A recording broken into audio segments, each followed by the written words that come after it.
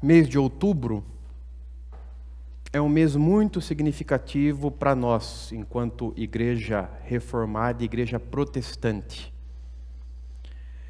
Então, neste mês de outubro, nós vamos falar a respeito do tema que está projetado, os 5 pilares da reforma protestante. Eu não quero ser tão chato, porque às vezes você sentar para começar a ouvir a história pode ser meio enfadonho. E outra coisa, olha, muito poderia ser dito. A gente pode analisar a reforma dos mais variados ângulos. E eu não vou fazer uma análise exaustiva da reforma protestante. Eu vou dar uma pincelada e vou para o texto bíblico, porque eu quero tratar com vocês um dos pilares. Esse é o meu objetivo. Então, eu quero começar dizendo a respeito da reforma protestante na Alemanha. Por que reforma protestante na Alemanha? Porque se você pegar um livro de história eclesiástica, você vai ver que os historiadores não falam no singular, eles falam sempre no plural. Eles falam reformas. Porque uma começou na Alemanha, outra reforma na Suíça, na França, outra reforma na Inglaterra. Então foi um movimento que eclodiu em vários países europeus. E cada um com uma peculiaridade, com uma singularidade, com um traço, com uma marca. Então é mais certo mesmo falar em reformas protestantes, no plural. Mas eu vou falar da reforma que foi o estopim, o pontapé inicial, o aperto do na Alemanha. E a gente conhece, né? A data normalmente assinalada como do começo da Reforma Protestante é 31 de outubro, que a gente celebra o Halloween agora, né? Aqui no Brasil chegou com força, né? A festa do Dia das Bruxas, que é o 31 de outubro. Mas para nós protestantes, esse dia 31 de outubro não é o Halloween. É a data da Reforma Protestante. O que aconteceu nesse dia? Um monge agostiniano, Martinho Lutero era um monge agostiniano, ele afixou as suas famosas 95 teses na porta da igreja do castelo de Wittenberg. E aí os historiadores dizem que esse fato, envolvendo Lutero e as suas 95 teses, marcam o início desse movimento. Embora já houvesse movimentos reformadores desde muito antes, eu diria que séculos antes, já havia na igreja movimentos reformadores, mas que foram sufocados. Na Alemanha, com Lutero, houve a explosão, e o sufocamento não foi mais possível. Mas, embora houvesse movimentos reformadores desde muito antes, o fato é que foi com Lutero e com os seus seguidores que o movimento ganhou um ímpeto que não pôde ser contido. É isso que eu vou falar a respeito da Reforma Protestante na Alemanha. Aliás, vou falar uma coisinha a mais. Por que deu muito certo a Reforma Protestante na Alemanha? Claro, Lutero estava incomodado espiritualmente, a questão da venda das indulgências, o comércio feito, mais ou menos aquilo que a gente vê hoje em dia, infelizmente, né? Um comércio dentro da igreja, a igreja neopentecostal, que vende óleo, vende pedacinho da madeira de Cristo, vende a rosa ungida, né? Lutero viu isso e o coração dele se inflamou. O coração dele se rebelou contra os desvios da igreja. Mas por que deu muito certo na Alemanha? Porque ele recebeu o apoio dos príncipes alemães. Ele recebeu o apoio. Aliás, a cabecinha dele só não foi parar na guilhotina, ou ele só não foi parar numa fogueira, porque os príncipes alemães o protegeram e o esconderam. O esconderam da igreja, porque ele foi considerado um herege. E o lugar de herege à época era na fogueira. Por que Lutero não foi parar na fogueira? Ele era o super-homem? Ele era um vingador?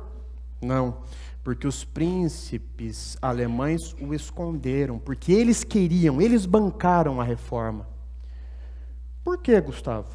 Porque eles não queriam mais se sujeitar, inclusive economicamente, a Roma. Eles não queriam mais a sujeição a Roma.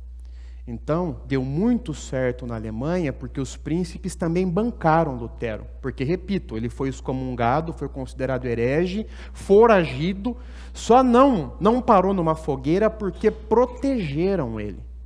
Protegeram. Quem protegeram? Os príncipes alemães. Então, essa é uma peculiaridade, só para a gente saber que tem o aspecto religioso, mas tem também o aspecto político, tem o aspecto econômico, e tudo isso influenciou, é o pano de fundo da reforma também. A gente não pode ser tão ingênuo de achar que só foi espiritual. Foi, a preocupação de Lutero era uma preocupação espiritual, mas ele recebeu um apoio dos príncipes que não queriam mais se sujeitar a Roma. Queriam a independência ali da igreja. Ok? Seguindo, com o desenvolvimento dos estudos de Lutero, surgiram os 5 solas. Quem já ouviu essa expressão alguma vez na vida, os 5 solas? Bem, a gente vai ver. Não é o que você está pensando. Não é. Surgiram os 5 solas, que nada mais são do que os pilares da reforma. Princípios fundamentais e sintetizadores do credo dos teólogos protestantes. E aí eu já passo para a nossa agenda, já explicando um pouquinho a respeito do que vem a ser esses 5 solas. A nossa agenda em outubro. Hoje, a gente vai estudar o primeiro sola, o sola gratia, que significa, traduzindo, do latim, somente a graça. Próximo domingo, sola fide, somente a fé. Terceiro domingo, solus Christus, somente Cristo. Quarto domingo, sola Scriptura, somente a Escritura. E para finalizar, soli Deo gloria, glória somente a Deus. Esses são os 5 solas. O sola, uma expressão latina, traduzindo, somente. Somente. A radicalidade dos reformadores. Somente a graça. Somente a fé. Somente Cristo. Somente a Bíblia, a Escritura. E glória somente a Deus. A gente vai ver por que esse somente, e a gente vai estudar cada um dos solas. A graça, vamos começar com ela hoje, e a gente já vai ver que a graça se contrapõe ao mérito. Somente a graça, porque o mérito humano não conta, a justiça própria não conta. O fato de você ser certinho, ser isso, ser aquilo, não conta para a sua salvação. Porque nós somos salvos somente pela graça. Isso tem que ficar claro para a gente. O mérito humano não conta. E eu quero estudar com vocês esse texto, que é um texto que eu já venho estudando há anos. Inclusive, no meu sermão de prova, eu preguei esse texto aí, Efésios 2. É um texto riquíssimo. É um texto riquíssimo. É um texto riquíssimo. E ele é capaz de exorcizar a gente. De tirar todas as crendices, todos os medos, todos os receios que a gente tem no nosso coração. Esse texto é capaz de tirar, de expurgar tudo isso. E aí a gente vai ficar com a graça diante de nós. A gente vai perceber que a gente não tem mérito nenhum mesmo. Lufa se você é um cara certinho. lhufas. Isso não conta. Isso não conta para a sua salvação. Você é salvo pela graça. E o que é graça mesmo? O que é graça? É favor imerecido. Então é um favor imerecido que nós recebemos. É um favor que nós não merecíamos, nós não merecemos que nós recebemos. É por isso que a gente é salvo. Lhufa se você é certinho. Aliás, se eu for um sujeito certinho, é uma resposta à graça. Mas eu não posso chegar diante de Deus e dizer, olha, você tem que me ouvir, você tem que me atender, porque eu sou certinho. Não. Jamais. Mas vamos para o texto. Vamos para o texto. E olha só como é que o apóstolo Paulo é. Já começa assim, Efésios 2. O apóstolo Paulo começa dizendo assim para a igreja: vocês estavam mortos em suas transgressões e pecados, nos quais costumavam viver quando seguiam a presente ordem deste mundo e o príncipe do poder do ar, o espírito que agora está atuando nos que vivem na desobediência. Anteriormente, todos nós também vivíamos entre eles, satisfazendo as vontades da nossa carne, segundo os seus desejos e pensamentos. Como os outros, olha só o que ele diz, como os outros, éramos por natureza, olha o nosso mérito ali, éramos por natureza merecedores da ira. Olha quem se fia no próprio mérito. Todavia, Deus, que é rico em misericórdia, pelo grande amor com que nos amou, deu-nos vida juntamente com Cristo, quando ainda estávamos mortos em transgressões. Pela graça vocês são salvos. Deus nos ressuscitou com Cristo e com Ele nos fez assentar nos lugares celestiais em Cristo Jesus, para mostrar nas eras que hão de vir a incomparável riqueza de sua graça, demonstrada em sua bondade para conosco em Cristo Jesus.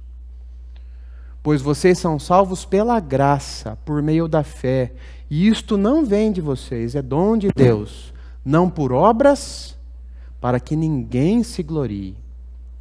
Porque somos criação de Deus, realizada em Cristo Jesus, para fazermos boas obras, as quais Deus preparou de antemão, para que nós as praticássemos. O que poderíamos dizer a respeito de Efésios 2, 1 a 10? Algo bem simples. O que o apóstolo faz nesta riquíssima passagem é pintar um contraste vívido entre o que o ser humano é por natureza e o que ele pode vir a ser mediante a graça. Então, vemos um contraste. O ser humano desgraçado e o ser humano agraciado. É isso que nós vemos em Efésios 2, de 1 a 10. A pergunta que não quer calar: o que podemos aprender com o texto bíblico? Antes, vamos orar? Senhor, nós precisamos aprender, mente e coração, essa lição mais do que importante, fundamental, somente pela graça, porque o mérito é de Cristo e não nosso. O mérito é de Cristo. Nos ajude a vencermos todas as nossas resistências.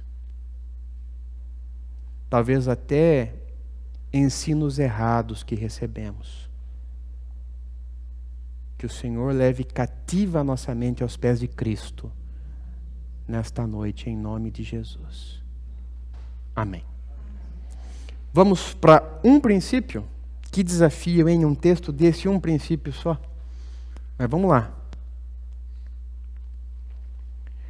Vamos ler todos juntos? Imerecidamente e através de Jesus, Deus transformou a nossa realidade de pecado, morte e condenação em liberdade, vida e salvação. Então vamos de trás para frente, ou melhor, do meio para o fim. Deus transformou a nossa realidade de pecado, morte e condenação em liberdade, vida e salvação. Ok? Deus fez isso conosco. Ele transformou uma realidade de morte numa realidade de vida. Entretanto, Ele fez isso através de Jesus e imerecidamente. Por graça. Por graça. Imerecidamente. O versículo 1, que é um versículo forte, contundente, o apóstolo Paulo diz: vocês estavam... Como é que nós estávamos? Nós estávamos mortos. E por que é que nós estávamos mortos? Porque tínhamos esse problema de transgressão, problema de pecado. E a expressão que Paulo usa, como é que é morto em grego? Necros. Por isso, necrotério, necrologia, necros. Está ali. Está ali. Qual é a ideia dessa expressão? É um morto em estado de decomposição, é um morto podre.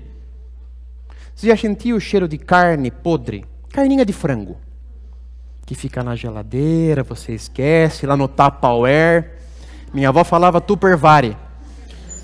Você esquece lá. Ou então uma carninha de boi que você escreve no Tupperware, que você esquece no Tupperwarezinho, depois você tira a tampa. Já sentiu? Você já sentiu o cheiro de gente morta?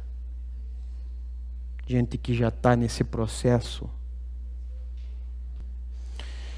Essa é a ideia que está na cabecinha do apóstolo Paulo quando ele diz: vocês estavam mortos. É um morto já em decomposição, é um morto em estado de putrefação, exalando odores mal cheirosos, fétidos.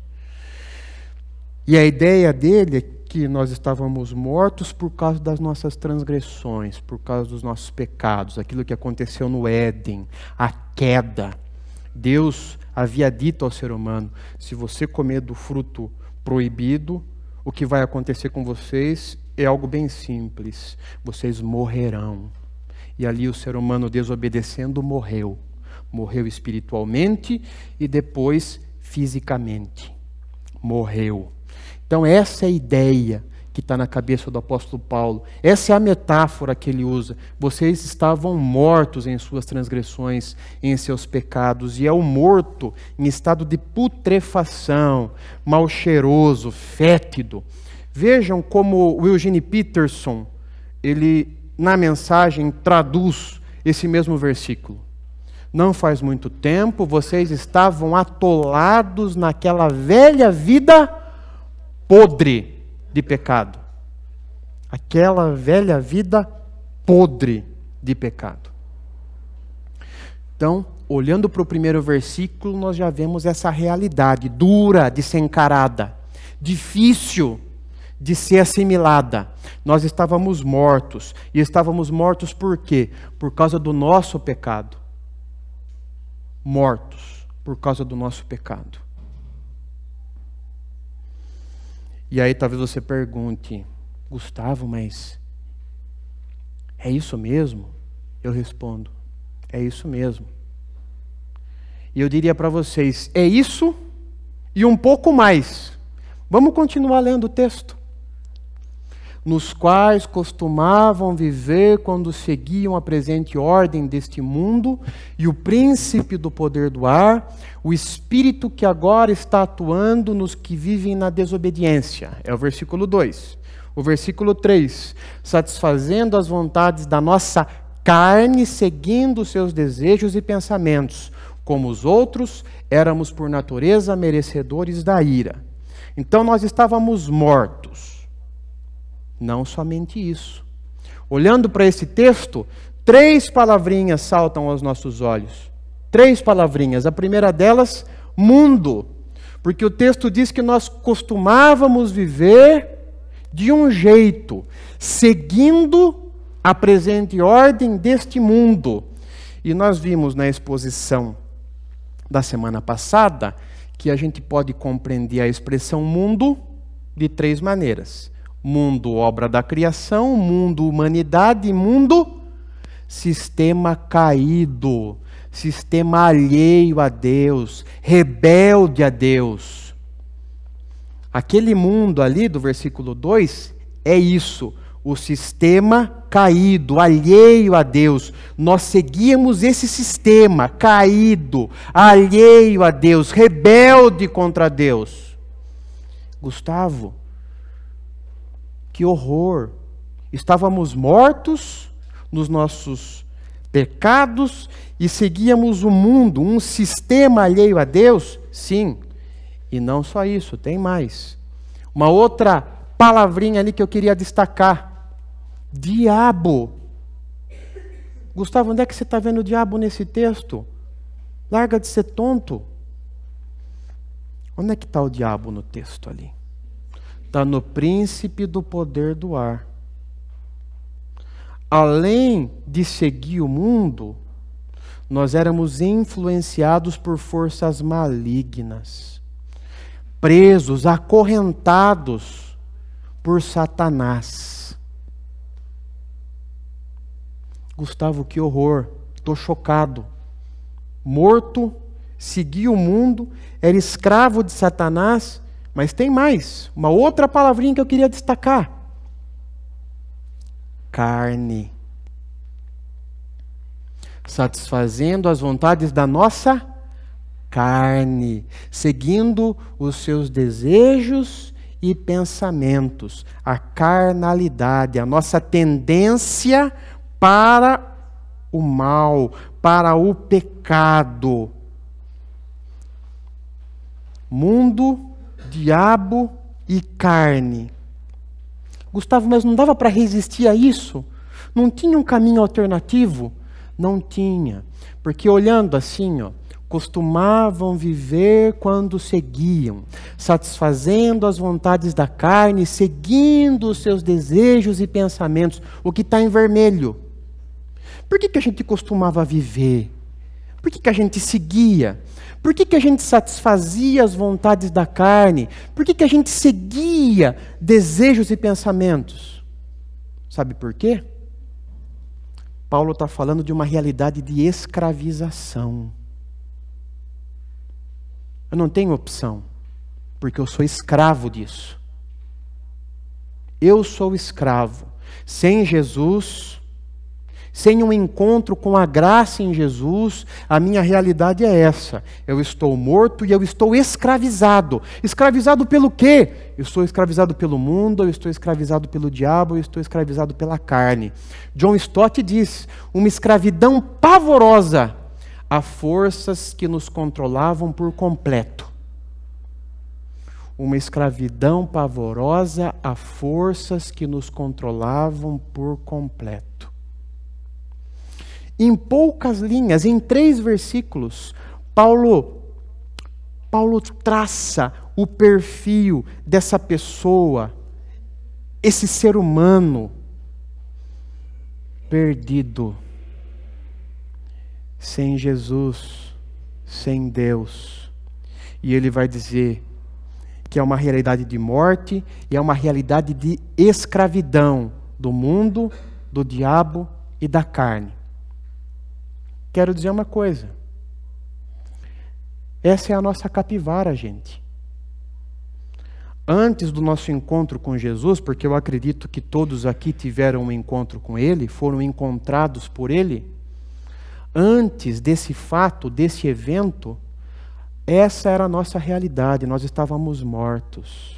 E nós éramos escravos. Escravos de um sistema, escravos de forças malignas e escravos da nossa própria carne.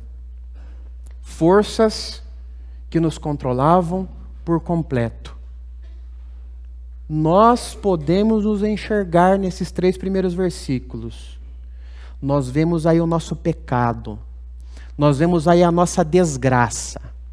É por isso que os protestantes não acreditam no livre-arbítrio.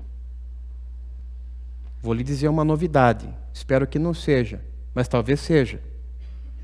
Porque eu ouço muita gente falando em livre-arbítrio. Que nós temos o livre-arbítrio. Livre-arbítrio para escolher entre a camisa azul e a camisa vermelha é uma coisa. Agora, a expressão livre-arbítrio dentro de uma teologia, dentro de uma soteriologia, que é o estudo da salvação, livre-arbítrio, é uma expressão estranha a nós. Porque no livre-arbítrio, eu posso escolher seguir Jesus. Eu posso escolher deixar de seguir Jesus. Essa é a ideia do livre-arbítrio. Eu tenho livre-arbítrio para a salvação. Eu decido por Jesus. E eu desdecido por Jesus. Quem aceita Jesus? Eu aceito. É uma balinha, né? Parece uma balinha. Eu aceito Jesus. Essa não é a nossa doutrina. Gustavo, mas por que eu não tenho livre-arbítrio? Porque nós perdemos o livre-arbítrio. Nós já tivemos o livre-arbítrio uma vez na vida. Tivemos. No Éden. Até a queda. Mas quando o ser humano caiu, Gênesis 3, ele perdeu o livre-arbítrio. Gustavo, mas por que perdeu o livre-arbítrio? Como é que um morto vai escolher? Como é que uma pessoa que está escravizada pelo mundo, pelo diabo e pela própria carne vai escolher? Essa é a ideia dos nossos pais reformadores. Como é que um morto vai escolher? Você já viu um morto escolhendo alguma coisa? Eu já vi briga em velório. Ele adorava a camisa azul e enterraram ele com a camisa branca. Nem isso ele pôde escolher. Ele adorava a camisa azul, mas enterraram ele de branco.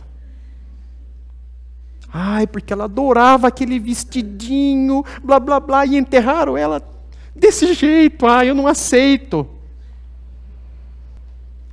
Já viram um morto escolhendo alguma coisa? Não, morreu. Agora vamos espiritualizar a nossa condição de morte espiritual.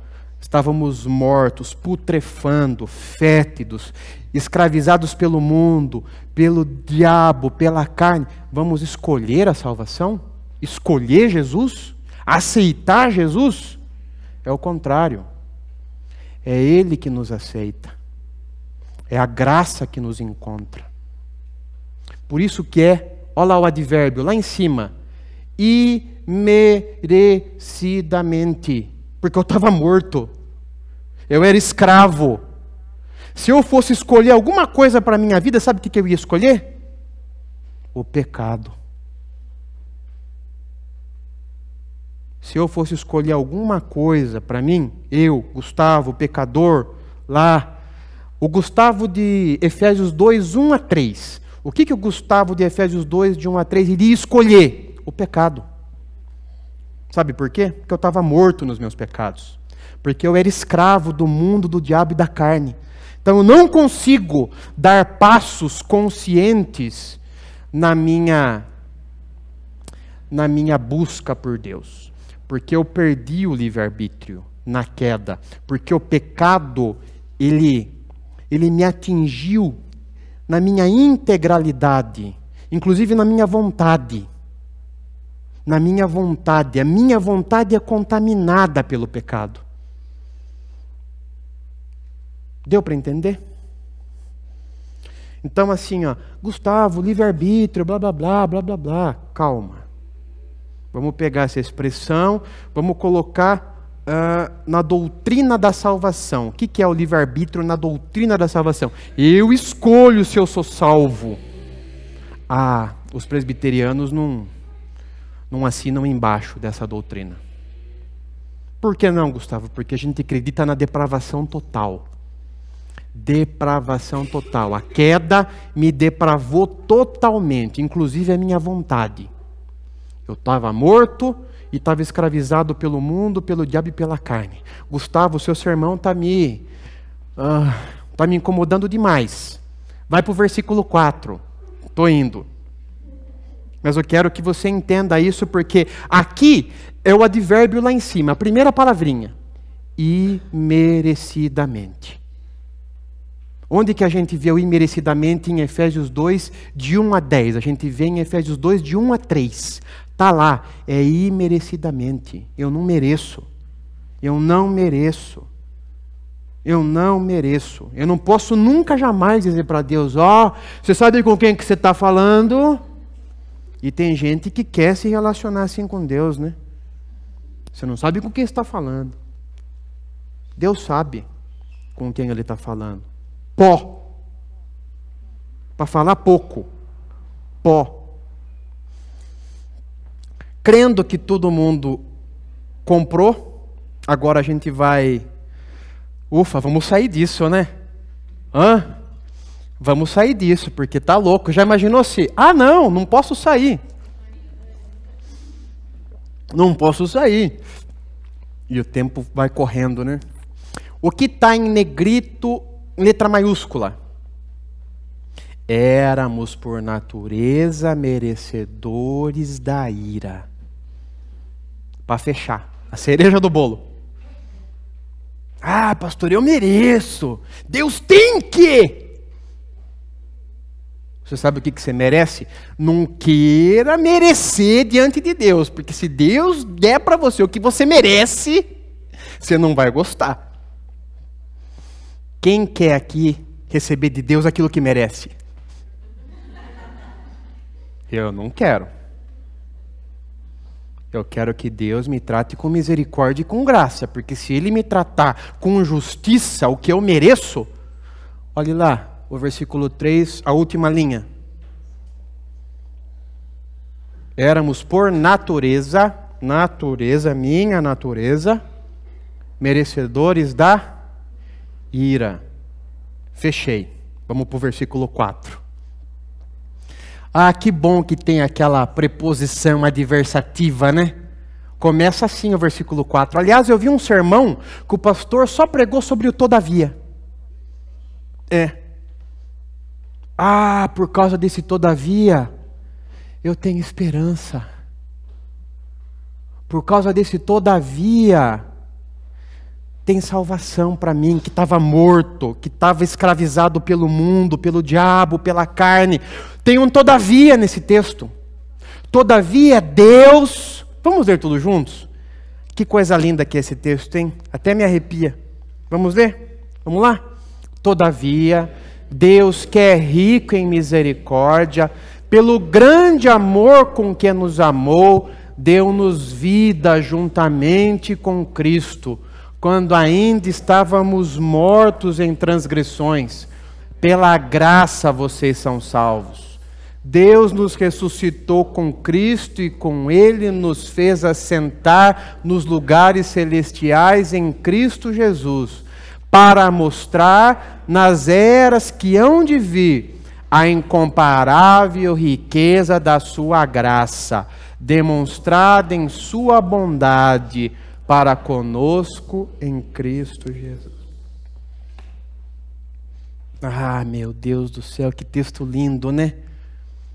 Então nós éramos merecedores da ira. Mas olha só o que a gente recebeu. Deus que é rico em misericórdia. O que é misericórdia mesmo? Uma expressão latina. Deus colocou o coração dele na nossa miséria. Deus colocou o coração dele na nossa miséria. Ele nos amou na nossa miséria. Então, olha só, a gente foi tratado com misericórdia. Mas, olha, Carol, o texto que você... João 3,16, que você estava comentando a respeito do amor de Deus. O grande amor pelo grande amor com que nos amou. Ele deu o filho dele. Ele deu o filho dele, um único filho. Mas o texto fala mais. Graça. O que é graça mesmo? É favor imerecido. E mais uma última palavrinha. O que é que nós merecíamos? A ira. O que é que nós recebemos? Ele, sendo rico em misericórdia, por causa do grande amor com que nos amou, deu-nos vida juntamente com Cristo, quando ainda estávamos mortos em nossas transgressões, pela graça vocês são salvos. Para mostrar nas eras que hão de vir a incomparável riqueza da sua graça, demonstrada em sua bondade. Vejam como Deus nos tratou. Vejam. Com misericórdia, com amor, com graça e com bondade. E a minha pergunta é: como não amar um Deus desse? Como não se curvar diante de um Deus desse? E aí o comento do Stott, né? A ênfase principal deste parágrafo é que o que levou Deus a agir em nosso favor não foi algo em nós, algum suposto mérito, mas sim algo nele mesmo, seu próprio favor que não merecíamos. Pegamos o sola gratia é isso aí, somente a graça, é isso aí. Não é o mérito humano, não é o mérito humano, é a graça.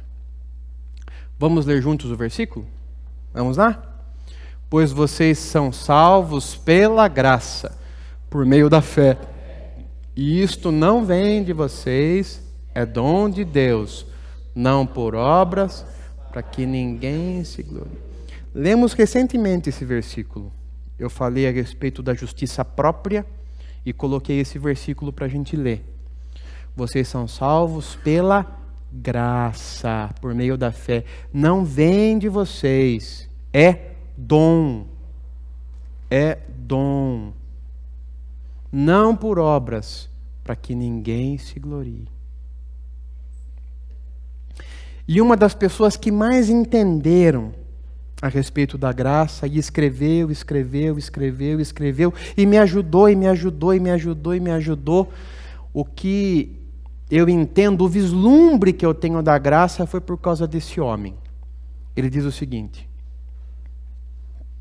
nossa religião jamais se inicia com o que fazemos por Deus.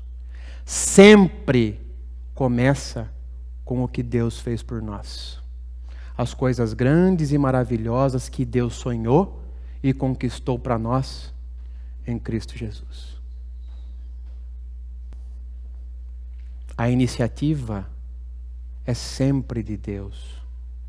A nós cabe uma única coisa: responder.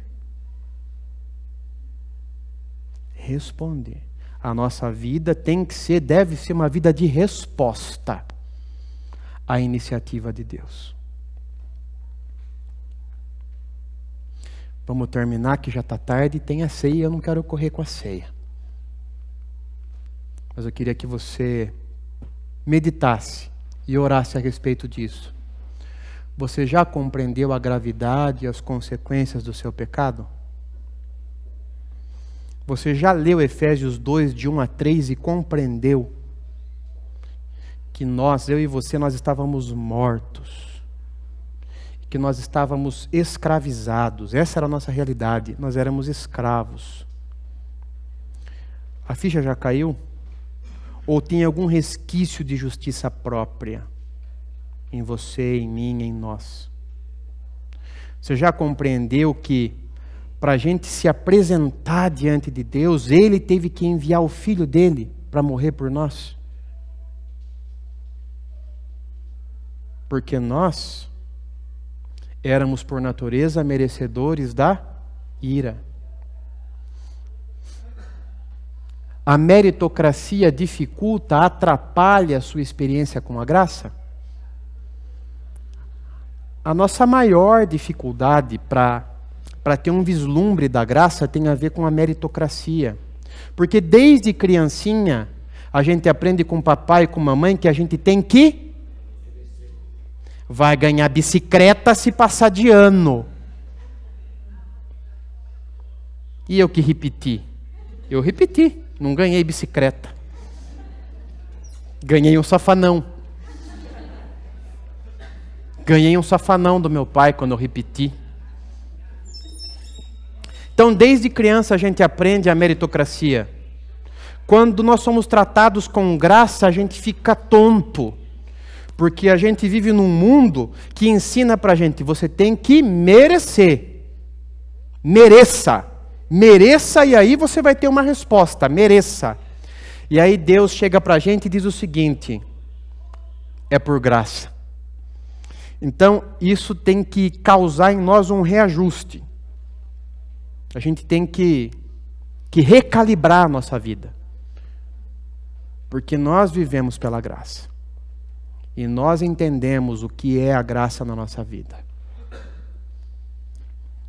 Para finalizar, a Reforma Protestante de 1517 nos ensina algo muitíssimo importante. A salvação é somente pela graça. Somente é um dos solas. É somente pela graça. Quando eu digo assim para vocês, Julião vai fazer um churrasco, a gente vai fazer um churrasco aqui na igreja, mas é somente para os homens. O que as mulheres entendem? Que não é para vir. Porque é somente para os homens. O que é somente? Somente significa, é de um jeito só, é uma coisa só, é somente aquilo ali. Não tem uma outra alternativa, um outro jeito. É um churrasco só para os homens, somente para os homens. Deu para entender o somente? Somente é um jeito só. Somente pela graça. Por isso a gente tem que pegar a tal da justiça própria, fazer um embrulhinho, engolir.